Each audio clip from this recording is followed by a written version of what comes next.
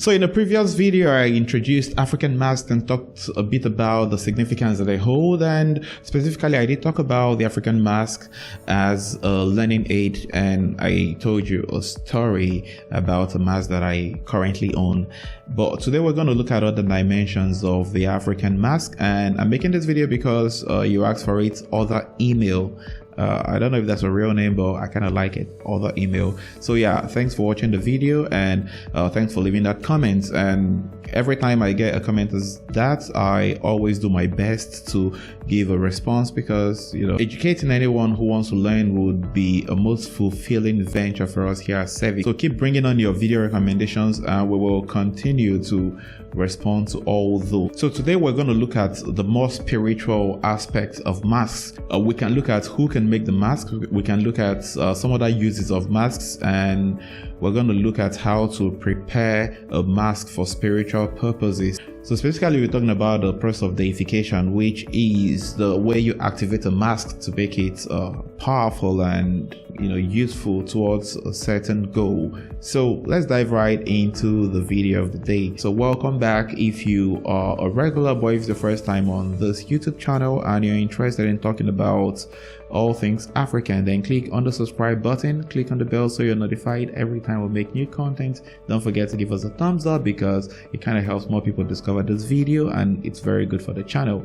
And do well to leave comments, that also helps too. And if you can share, that would be totally awesome. Share to persons who would appreciate this kind of content, and watch till the end. So let's dive right into today's video. First, can anyone make a mask? Should anyone make a mask? And the answer to that would be, well, yeah, anybody can create a mask if it's for decorative purposes. You want to make something, you just want to hang up, looks good and all that. But if you're going to make masks that are for spiritual purposes, then you have to be called to do that. That is not a venture you choose of your own accord. It's a venture you are led into, because every mask is unique, even when they look alike or they bear similar names. And the reason is this: spirits that are associated with each mask made is different. They are kind of like people, right? And so the spirit has to choose you and has to commission you to get the job done. So there are persons who are specialists in making one type of mask, but then there are some others who are able to make different types of masks. So if you feel drawn to make a mask, then maybe you should, or maybe you should go do some further investigations to be sure that you are treading along the right path, because it could get dangerous when you create masks and not know how they are used or what their rules are, because there are masks out there that have do's and don'ts. There are things you don't do to a mask, or else you might activate it accidentally, or you might create a mask that activates itself and begins to cause you trouble. So you want to be really, really careful with those. So if you're not creating masks that are for decorative purposes, then you probably shouldn't, except you totally know what you're doing. So next, what are masks used for? Well, like we saw in the previous video, which I shall link up in the description and leave a link up there, can be used for learning purposes. And like I said, people did not write very long novels. People could write, but they chose to represent stories and symbols, and sometimes in masks. And a very simple looking mask like the one I showed you last time could be a whole story that would be narrated over many days and many months, right? So learning purposes, that would be the first. Next would be for decorative purposes and entertainment. So there are masks that you hang up on the wall, and it just beautifies your home, and then people can come in, admire them, and that's all they do. And when such masks are purchased by people, they can put them on for entertainment purposes. So when such masks are put on by masquerades, they are dancing, they are jolly good masquerades, making fun, they don't harm nobody. And a lot of times children who are too young to join proper masquerade cults form their little kids masquerade clubs, and then they can purchase such beautiful masquerades and put them on for the main purpose of entertaining themselves and others, and sometimes to raise funds for themselves or for community projects. And then we shall look at different scenarios whereby masks are used for spiritual exercises. So for one, a mask can be used to to connect with one spirit guide, or what we call in Igbo chi. So if you also acknowledge the existence of spirit guides in your own culture, maybe you should tell us in the comment section what spirit guides are called in your culture. But I know in Igbo language it is called the chi. And there's a distinction between God Almighty, Chukwu, and Chi. A lot of persons who have names like Chinedu, Chiemeka, Chijioke, they sometimes erroneously imagine that their name refers to the Almighty God. Technically it doesn't. It refers to your personal chi. So masks can be created that can be used to represent your personal chi. And in this case, you can make offerings of cola, wine, and sometimes of animals to your personal chi when it is made. For a lot of people, their personal chi is represented by a little statue called the Ikenga. Yeah, that is usually the seat of power. It holds everything that keeps the man alive and all that. So that's like the center of a man's being. It's used to concentrate and reinforce a man's spiritual energy. So you could have an Ikenga, or you could have a mask that represents your personal chi. It's totally up to you to decide how you want your chi represented. Next, masks can be used to connect with one's ancestors. As we see in many cultural events, you see different masquerades having different idiosyncrasies, all coming out and performing their roles in the community. And a lot of times, some of those masquerades represent the presence of specific spirits, and sometimes the ancestors. So when such masks are created, the spirit of the ancestors are invoked, so that every time this masquerade is worn, the spirit of the ancestors can possess the person who wears the masquerade, and he can be a source of blessing to the land and to the people. And so when you see these masquerades place the stub of their cane over people's shoulders, they are saying prayers and blessing them in the capacity of the ancestors or the spirits that they represent. And just like in the previous points, masks can also be used to connect with certain deities. Now, know this: a deity like Amadioha, just about any other deity you may have in different parts of Igbo land. And if I may make this point real quickly, there are no universal deities in Igbo land. We have a Chukwu and the seven spirits which Igbo people recognize, Eke, Oria, Fonkwo, Agwo, Ngu, and Njoko. And all of those spirits have different roles that they play in the life of the Igbos. But then there are communities where you go to and you find deities who have all these other different names.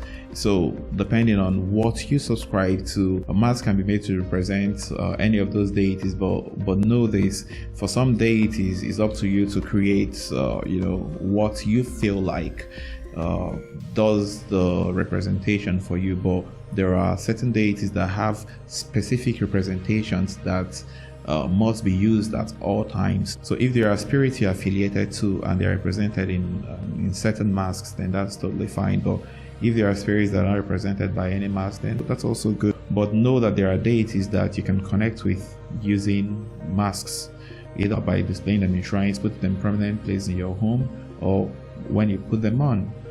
So I know that previously I talked about using masks for decorative purposes, but then they can also be used for visualizations. I know there are some of you who understand the law of attraction and know this. Even our ancestors knew about the law of attraction, and sometimes when they wanted to attract greatness, they made masks that represented such greatness.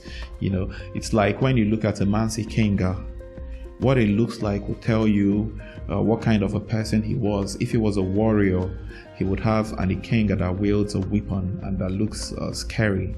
If it's a man of peace, a man who avoids confrontation, he would probably carve an Ikenga or choose one that is not armed, one that looks kind and gentle and all of that. So when a man envisions what he wants to be and how he wants to live out the rest of his life, he chooses masks that help him visualize the future he foresees for himself, and he can place them in permanent places in his obi, so that when he wakes up, he looks up to the masks and they inspire him to go into the day and become who they know they can be. And finally, masks can be used as lucky charms. Yeah.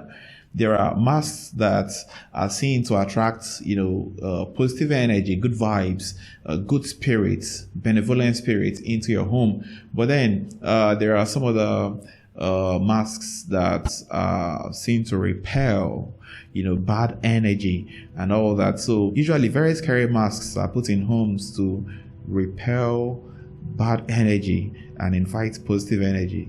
I don't know if that makes any sense to you. Yeah?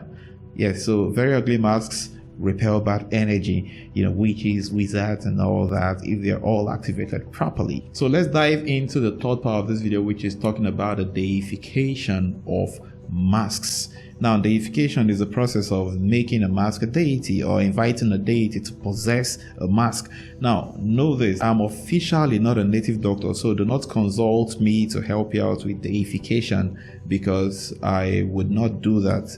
You'd have to find a proper traditional priest who is able to assist with that if you're unable to do it yourself.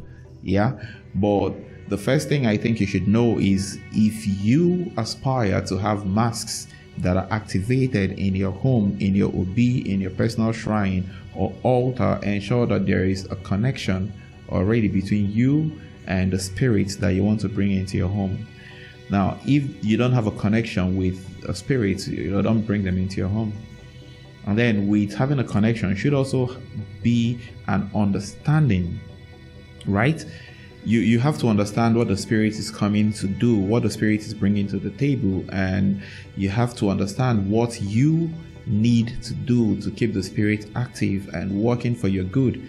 Because spirits are like human beings. When they are happy, they're cool. When they are not happy, they behave differently. And you don't want to have a spirit you don't fully understand within the confines of your home, because sometimes it can go south, you don't want things going south with a spirit that you invited into your home by yourself.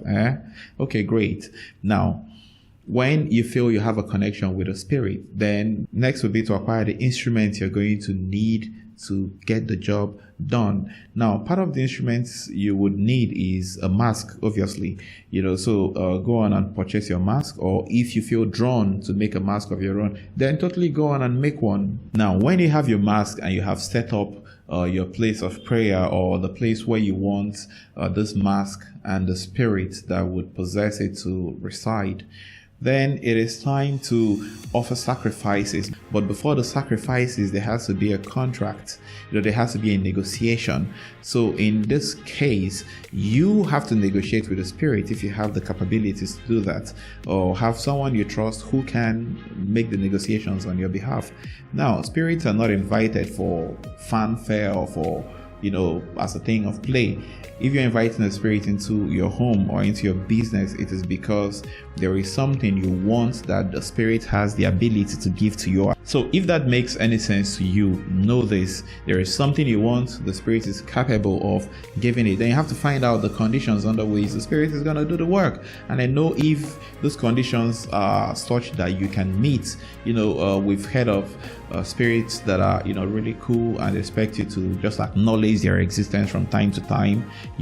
There are some that will require that you make blood sacrifices from time to time, maybe little animals, maybe once a year, maybe once a month, maybe once in a lifetime. I don't really know. So it's totally up to you to negotiate with the spirit, agree terms with it, and offer the sacrifices that begin the infilling, the infestation of the place you have chosen.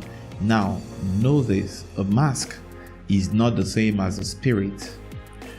So if sometime along the line you decide you're no longer interested in that relationship, if you threw the mask away, or you burnt it, or you gave it away to the church or something, it doesn't take the spirit away. The spirit is in your home. The spirit has come to stay. It's not going anywhere. And so I feel obliged to also explain to you that should you go into a contract with a spirit, with a deity, and you have used a mask that you have bought or made to attract this deity into your home, at the point of negotiation, ensure that you negotiate how you can end the relationship. Very important, because most spirits will require that you offer sacrifices equivalent to what you offered when they came in order to usher them away from your life, your family, and everything that concerns you.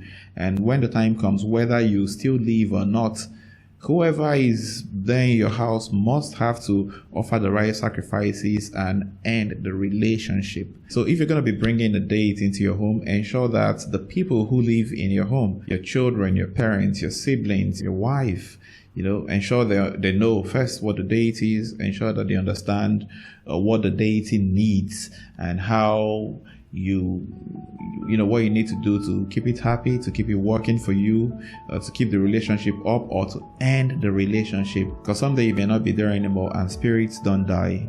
So they will stick around and they would want to keep up their own end of the bargain as long as your family keeps its end of the bargain up, and you all don't want that. And it's also important that when you negotiate in terms of yourself, so that should you die, the contract should end. That should come in as part of the negotiation, that whenever you die, the relationship ends. So the spirit don't go on to bother the people around you. Well, I'm not saying these things to scare anyone, but I think it's also important to understand that matters of Igbo cosmology are not child's play, or as we say in Igbo,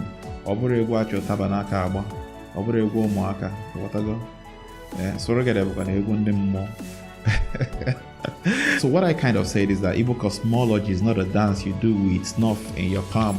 It's not a dance for children, because there's a special dance we call Storogede.